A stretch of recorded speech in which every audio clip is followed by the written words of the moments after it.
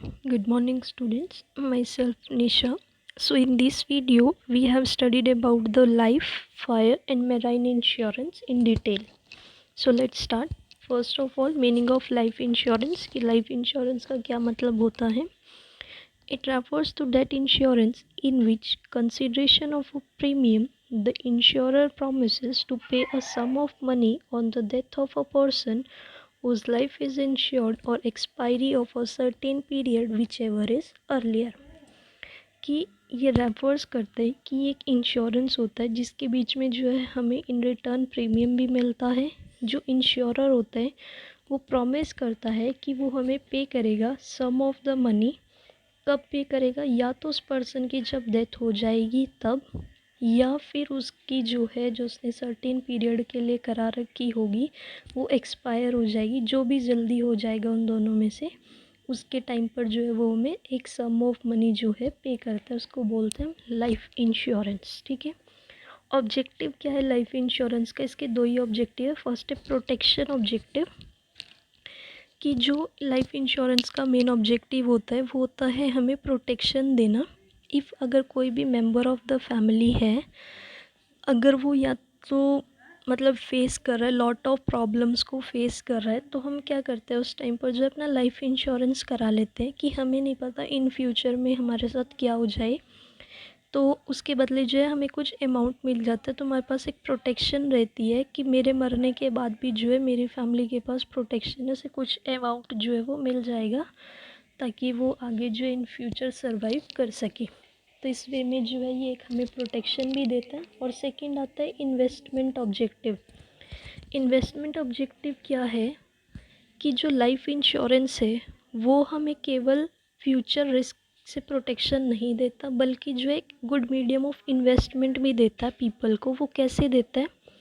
For example, अगर कोई person जो है वो डाइट हो जाता है, मर जाता है, तो जो भी उसने अपनी पॉलिसी करा रखी होगी, क्योंकि वो क्या होता है कि जब हम पॉलिसी कराते हैं तो हर मंथ जो है ना हम कुछ अमाउंट पे करते रहते हैं. तो पॉलिसी एक्सपायर होने से पहले मान लो मेरी डेथ हो जाती है, तो मुझे जितनी मैंने पॉलिसी करा रखी होगी उससे भी ज़्यादा अमाउंट जो है एज अ प्रीमियम जो है वो मुझे मिलता है जितना मैंने एक्चुअली इन्वेस्ट किया होता है. तो ये जो है एक इन्वेस्टमेंट ऑब्जेक्टिव भी बन सकता है हमारे लिए. अब नेक्स्ट इसमें आता है प्रिंसिपल्स ऑफ लाइफ इंश्योरेंस, कि लाइफ इंश्योरेंस के दो ही प्रिंसिपल्स हैं. फर्स्ट है principle of utmost good faith. इसका मतलब होता है it refers that no material और important facts should be concealed by both the parties to insurable contract. इसका मतलब क्या होता है कि जो भी इंश्योर्ड या फिर जो भी इंश्योरर है उनके बीच में कुछ भी चीज़ जो है वो छुपी नहीं रह सकती. कोई भी फैक्ट, कोई भी इंफॉर्मेशन रिलेटेड, किससे रिलेटेड? हमारे इंश्योरेंस कॉन्ट्रैक्ट से जो हमने एक दूसरे से किया होता है उसको जो हम हाइड नहीं कर सकते. तो जो हम इंश्योरेंस कराते हैं वो जो है हम एक फेथ पर ही कराते हैं ताकि हमारी लाइफ को जो आगे प्रोटेक्शन मिल सके. सेकंड प्रिंसिपल आता है इसमें principle of insurable interest. Insurable interest क्या कहता है कि ये जो रिलेशनशिप होता है ना, जो इंश्योर्ड और इंश्योरर एक सब्जेक्ट मैटर के बीच में, वो हमें जो है बेनिफिट्स देता है, कि सेफ्टी देता है, बाइट सेफ्टी, या फिर अगर मैं कुछ चीज़ लॉस कर रही हूँ तो उस चीज़ को मैं जो है बियर कर सकती हूँ. तो ये हो गया हमारा इंश्योरेबल इंटरेस्ट. फिर आगे इसमें आता है type of insurance policies. Insurance policy जो है वो टू टाइप से होती है. होली लाइफ इंश्योरेंस पॉलिसी, इसमें आगे 3 पॉइंट्स है इसके. Whole policy life of limited premium. इसके अंदर क्या होता है, जो पीरियड होता है हमारा पेमेंट करने का, ऑफ प्रीमियम जो है वो फिक्स्ड होता है. प्रीमियम जो है वो हमें पे नहीं किया जा सकता आफ्टर जो भी हमने एक पीरियड जो है वो स्पेसिफाई कर रखा. बट जो एश्योर्ड है वो मनी को जो है हमें पेड करना होता है to the dependent of the insured only after his death. जब उसकी डेथ हो जाएगी तब जो है हमें वो सारा प्रीमियम के समेत जो है उसको पैसा जो है वो रिटर्न करना होता है. फिर इसमें सेकेंड आता है ऑर्डिनरी होल लाइफ पॉलिसी. इसमें क्या होता है, जो इंश्योर्ड होता है वो पे करता है प्रीमियम हमारी पूरी throughout his life. Hence जो रेट है प्रीमियम का वो लोएस्ट होता है फॉर दिस पॉलिसीज़ के लिए. फिर थर्ड आता है इसमें Holi life policy of a single premium. जो प्रीमियम है वो पे किया जाता है वंस फॉर सच पॉलिसी, एक ही बार पे किया जाता है उस पॉलिसी के लिए। जो अमाउंट है वो प्रीमियम का वो कंपैरेटिवली जो है हायर होता है than the premium of other policies से। ठीक है, ये था इसका whole life insurance policy. Second आती है इसकी endowment insurance policy. Endowment insurance policy में भी जो है इसके 3 पार्ट्स है। फर्स्ट आता है इसका ऑर्डिनरी एंडोनमेंट लाइफ पॉलिसी। ये लाइफ पॉलिसी जो है एक फिक्स्ड पीरियड के लिए की जाती है। इस पॉलिसी में क्या होता है कि जो सम ने एश्योर्ड ने जो हमें सम दिया है वो हमें देना होता है इंश्योर्ड को on the expiry of this period. उस पीरियड के एक्सपायर होने से पहले पहले देना होता है and to his dependent in case of his death. और अगर उसकी डेथ हो जाती है तो उसके डिपेंडेंट को उस टाइम के एक्सपायर होने से पहले पहले जो उसको वो मनी जो है वो सम ऑफ मनी जो है वो हमें पे करनी होती है।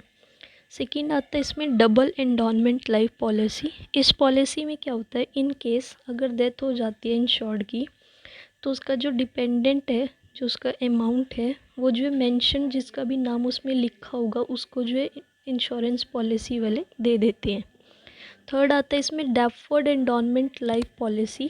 इसमें क्या होता है जो पेमेंट होता है जो हमने सम एश्योर्ड कराया होता है अंडर दिस पॉलिसी के अंदर वो made only after a specified time irrespective of his death of the insured, whether he lives or dies is not related with the payment of the sum assured।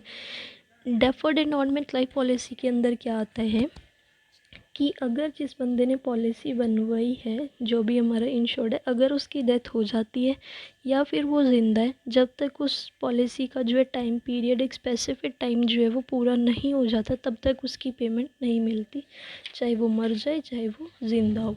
ठीक है, ये था हमारा types of insurance policy. अब next आता है इसमें fire insurance. Fire insurance क्या होता है?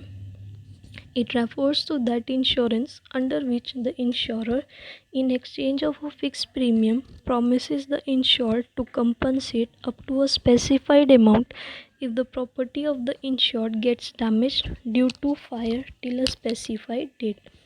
कि एक रेफर करता है टू डैट इंश्योरेंस को अंडर विच जिसके अंदर जो इंश्योरर होता है वो एक्सचेंज करता है फिक्स प्रीमियम और प्रॉमिस करता है इंश्योर्ड को कि वो कंपनसेट कर देगा up to the specified amount आपका अगर आपकी प्रॉपर्टी जो है वो डैमेज हो जाती है ड्यू टू फायर की वजह से, कि आग लगने की वजह से अगर आपकी प्रॉपर्टी जो है वो डैमेज हो जाती है तो मैं आपका जो है अमाउंट जो है वो आपको पे करा दूंगा एक स्पेसिफाइड डेट को।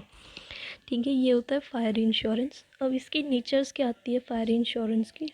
फर्स्ट है इसमें रिटर्न कॉन्ट्रैक्ट, कि जो फायर इंश्योरेंस होता है वो एक रिटर्न कॉन्ट्रैक्ट होता है किसके बीच में? इंश्योर्ड के बीच में और इंश्योरर के बीच में।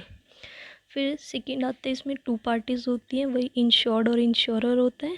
फिर थर्ड आता है इसमें repayment of sum assured is not necessary, कि जो फायर इंश्योरेंस में है जो इंश्योरर जो है वो पे करता है सम ऑफ मनी, तो जो इंश्योर्ड है वो ओनली सफ़र नहीं करेगा उस सम लॉस से ड्यू टू फायर की वजह से, वो दोनों को जो है कंपैरेटिवली उठाना पड़ता है।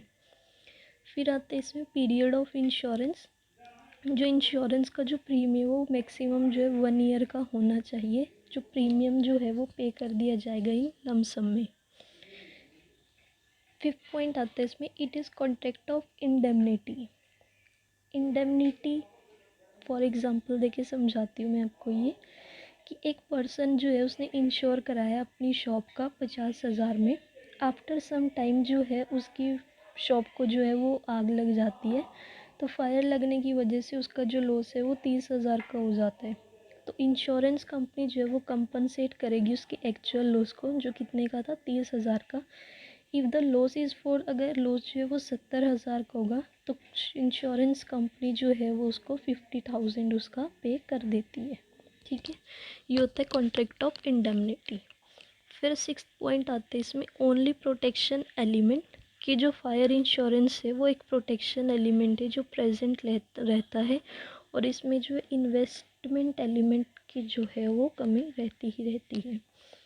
फिर सेवेंथ पॉइंट आता है इसमें यूज़ ऑफ वर्ड इंश्योरेंस, कि फायर इंश्योरेंस में जो है हमें वर्ड एश्योरेंस की जगह जो है इंश्योरेंस यूज़ करना पड़ता है। जो यूज़ ऑफ वर्ड जो है वो सिग्निफाई करता है कंपनसेशन को only in case of loss. फिर इसमें 8th पॉइंट आता है सरेंडर वैल्यू, कि जो फायर इंश्योरेंस है, अगर मेरी फायर इंश्योरेंस पॉलिसी जो कैंसिल हो जाती है बिफोर उसकी डेट ऑफ मैच्योरिटी से पहले, तो जो इंश्योरेंस कंपनी है वो मुझे रिफ़ंड नहीं करेगी any money to the insured को। ठीक है, तो उस टाइम पर जो मेरी सरेंडर वैल्यू होगी इंश्योरेंस पॉलिसी की वो जो है ज़ीरो हो जाएगी। फिर इसमें लास्ट पॉइंट आता है इसमें पर्सनल कॉन्ट्रैक्ट। पर्सनल कॉन्ट्रैक्ट क्या होता है? At the time of giving the fire insurance, जब मैं फायर इंश्योरेंस देती हूँ, जो करेक्टर है मेरा इंश्योर्ड का वो चेक किया जाता है केयरफुली। जो करेक्टरलेस पीपल्स होते हैं are not at all given insurance, उनको जो इंश्योरेंस नहीं दिया जाता। सच टाइप ऑफ पीपल जो हैं वो खुद को ही डैमेज कर देते, खुद ही डैमेज कर देते उस प्रॉपर्टी को और क्लेम कर देते कि मुझे कंपनसेशन चाहिए। तो इसमें जो है करेक्टरलेस पीपल्स को जो है इंश्योरेंस वगैरह जो है नहीं दिया जाता। ठीक है, ये थे इसके नेचर्स। अब आते हैं इसके types of insurance policy. First आता है इसमें average policy. Average of sum insured and sum not insured is consideration to calculate compensation. For example, मैं इसको आप एग्जाम्पल देके समझाती हूँ।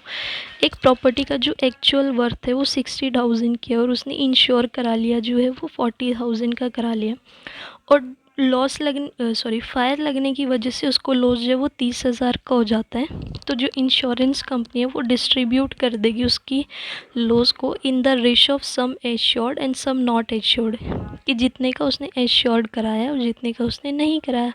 दैट इज़ जैसे कि उसने 40 और 20,000 का कर दिया, तो हेंस तब जो है उसे आउट ऑफ 30,000 और 20,000 में से जो है उसको कंपनसेट कर दिया जाएगा बाय द इंश्योरेंस कंपनी, और जो 10,000 है वो इंश्योर्ड कर दिए जाएंगे बाय हिमसेल्फ।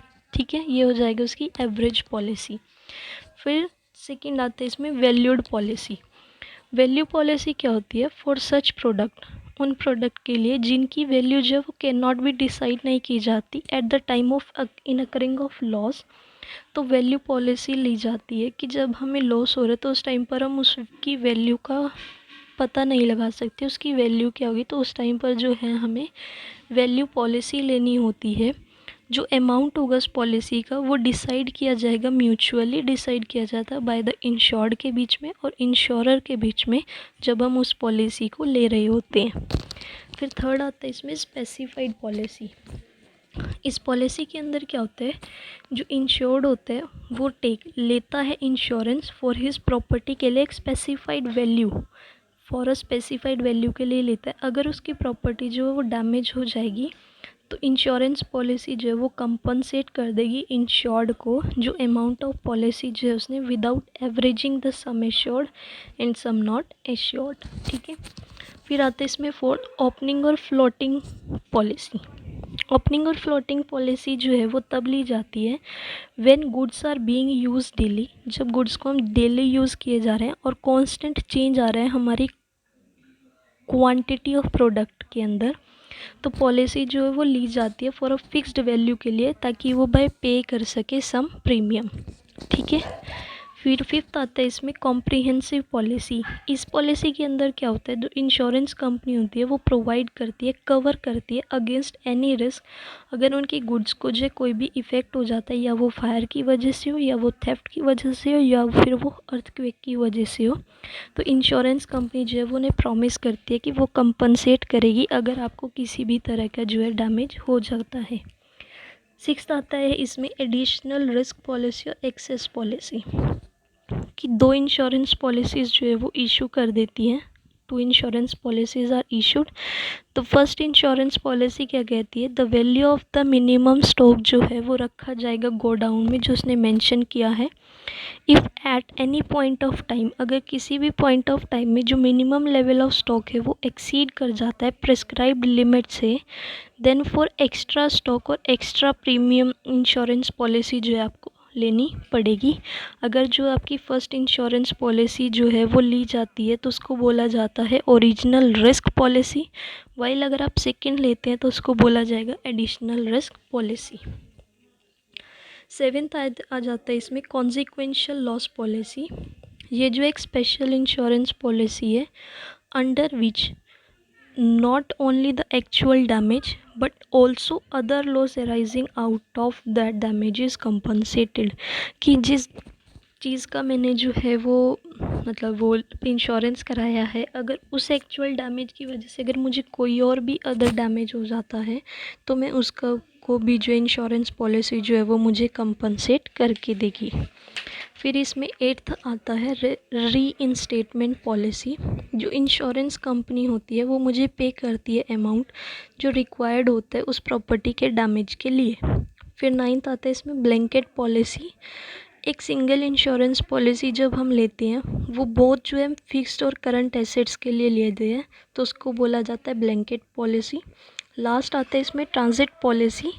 जब हम गुड्स को जो है सेंड करते हैं एक प्लेस से अदर प्लेस पर, अगर इफ़ उसके अंदर चांसेस होते हैं इन अकरेंस ऑफ लॉस के कि वो ड्यू टू फायर की वजह से हो सकती है ट्रांजिट, तो हम ट्रांजिट पॉलिसी को ले लेते हैं। तो ये थे टाइप्स ऑफ इंश्योरेंस पॉलिसी। अब आगे आता है मैराइन इंश्योरेंस। अब हम पढ़ेंगे कि मैराइन इंश्योरेंस क्या होता है। It refers to that insurance in which the insurer promises the insured to compensate for the loss if any caused by the marine pearls। आपने देखा होगा हम काफ़ी सारे बिजनेसेस जो है वो ट्रांसपोर्ट कराते हैं, मतलब स्टार्ट करते हैं वो थ्रू जो है मैराइन के शिप्स और बोट्स वगैरह के थ्रू होते हैं। तो उसमें चांसेस होते हैं कि चलते हुए उसमें आग लग जाए, चोरी हो जाए या मैराइन में कुछ गड़बड़ हो जाए तो उसकी वजह से हमारा करोड़ों का नुकसान हो जाता है। तो हम क्या करते हैं उस मैराइन का इंश्योरेंस भी करा लेते हैं कि अगर इन फ्यूचर हमें लॉस हो जाता है तो हमें सम ऑफ अमाउंट जो है वो कंपनसेट कर दिया जाएगा बाय द इंश्योरेंस पॉलिसी के अंदर। तो इसको बोलते हैं मैराइन इंश्योरेंस। फिर आता है कि सब्जेक्ट मैटर क्या है मैराइन इंश्योरेंस का। फर्स्ट आता है इसमें कार्गो इंश्योरेंस। कार्गो इंश्योरेंस क्या कहते हैं, goods being carried by marine ships are known as cargo. कि जो भी गुड्स को हम कैरी कर रहे हैं बाय मैराइन शिप्स में उनको बोला जाता है कार्गो। तो ये गुड्स जो है वो इंश्योर्ड कर दिए जाती है अगेंस्ट रिस्क ऑफ वॉयज, कि अगर मुझे कोई भी रिस्क हो रहा है तो उसको हम इंश्योर्ड करा लेते हैं। रिस्क अगर एराइज हो रहा है विदाउट अ वॉयज मतलब इंक्लूड करें उसमें वॉर की वजह से हो गया, फायर, थेफ्ट या फिर फॉरफीचर ऑफ गुड्स की वजह से हो गया बाय एनिमी एटसेट्रा, या किसी दुश्मन वगैरह ने अटैक कर दिया, तो मैराइन इंश्योरेंस जो है हम ले लेते हैं बाय एडिंग, उसमें ऐड करा देते हैं some profit to the cost of goods. In case of damage, अगर या तो डैमेज हो जाता है तो इंश्योरेंस पॉलिसी जो है वो हमें कंपनसेट करा देती है बोथ कॉस्ट का भी और जो प्रॉफिट हमने ऐड किया होता है अपनी कॉस्ट ऑफ गुड्स के अंदर। थर्ड सेकंड आता है इसमें हल इंश्योरेंस। हल इंश्योरेंस क्या होता है, जो शिप्स होती हैं उसको ऑल्सो जो हम इंश्योर्ड करा लेते हैं। लाइक जो गुड्स होती है उनमें जो अगेंस्ट द रिस्क जो भी हमें एराइज हो जाएगा, अगेंस्ट रिस्क जो हमें एराइज होगा मैराइन इंश्योरेंस में, तो उसको बोल देते हैं ये शिप या फिर हल इंश्योरेंस। जो हल इंश्योरेंस है वो टेकन लिया जाता है either for the fix period के लिए या फिर एक स्पेसिफिक वॉयज के लिए। फिर थर्ड आता है इसमें फ्राइट इंश्योरेंस। फ्राइट इंश्योरेंस क्या होता है, जो शिपिंग कंपनीज होती है वो चार्ज करती है हमसे सम फ्राइट और वो कैरी करती है बाय कार्गोज़ के थ्रू। कार्गो किसको बोला जाता है, जब हम गुड्स को जो है कैरी करते हैं बाय शिप्स के थ्रू, मैराइन शिप्स के थ्रू, उनको कार्गो बोला जाता है। हेंस जो शिपिंग कंपनीज होती हैं वो इंटरेस्ट लेती है हमारा इन फ्राइट्स में। वेरी ऑफन ये जो एक एग्रीमेंट होता है बिटवीन द शिपिंग कंपनीज के बीच में और जो ओनर होता है गुड्स का, तो वो कहते हैं कि जो भी फ्राइट होगा वो हम पे कर देंगे when the goods reach there destination safely. कि जब गुड्स जो है वो अपनी डेस्टिनेशन पर पहुंच जाती हैं सेफली। इफ़ अगर गुड्स जो है वो हमारी डैमेज हो जाती है ट्रांजिट में, देन शिपिंग कंपनी जो है वो हमें फ्राइट के जो है एग्रीमेंट में जो है वो पे नहीं करेगी ना with the owner of the goods, और वो अवॉइड कर देगी हमारा जो भी हमें लॉस होगा उस टाइम पर। लास्ट आता है इसमें लाइबिलिटी इंश्योरेंस। लाइबिलिटी इंश्योरेंस क्या कहते हैं हमें, the insurance which is taken for damage. जो इंश्योरेंस हमें हो रहा है डैमेज की वजह से वो टू द थर्ड पार्टी की वजह से हो रहा है, तो कंपनसेशन जो है वो हमें बीइंग पेबल करना पड़ेगा फॉर द डैमेज, उस डैमेज के लिए, तो उसको बोलते हैं हम लाइबिलिटी इंश्योरेंस। तो ये इसके सब्जेक्ट मैटर्स थे। फिर आते हैं इसमें प्रिंसिपल्स ऑफ मेराइन इंश्योरेंस की प्रिंसिपल्स क्या होते हैं मेराइन इंश्योरेंस के। इसके दो प्रिंसिपल्स हैं। प्रिंसिपल ऑफ इंश्योरेबल इंटरेस्ट, वही कि इसमें हमें जो इंटरेस्ट के समय जो है हमारा प्रॉपर्टी को जो हम इंश्योर्ड करा लेते हैं कि at the time of damage जो है हमें में प्रेजेंट जो है हमें डैमेज हो रहा है तो उसका हमें इंटरेस्ट भी मिलता है। Interest must be present at the time of damage. जब हमें डैमेज होता है तो उसमें जो इंटरेस्ट जो है वो प्रेजेंट होता है। जो इंश्योरेबल ट्रस्ट होता है उसका हेयर मीन्स क्या होता है, इफ़ जब गुड्स जो है वो रीच कर जाती है अपनी डेस्टिनेशन पे सेफली, अगर देयर इज़ प्रॉफिट, अगर उसमें प्रॉफिट हो रहा है, if it does not there is loss, अगर वो नहीं पहुंच पा रही सेफली तो उसमें लॉस हो जाता है हमें, तो उस टाइम पर हमें इंश्योरेबल इंटरेस्ट मिल जाता है उन चीज़ों का। फिर इसमें सेकेंड आता है प्रिंसिपल ऑफ इम्प्लाइड वारंटीज़, कि इसमें जो सर्टेन फैक्ट्स होते हैं जो रिलेट होते हैं हमारे कॉन्ट्रैक्ट से, which need not be explain clearly and specifically, जिनकी ज़रूरत नहीं है कि हम एक्सप्लेन करें उनको क्लियरली और स्पेसिफिशियली। तो उसमें क्या होता है, even in the absence of such clarity और specification the existence is accepted. अगर उस टाइम पर हमें एब्सेंस हो रही है उस क्लैरिटी की, उस स्पेसिफिकेशन की, जो एग्जिस्टेंस है वो एक्सेप्ट की ली जाती है।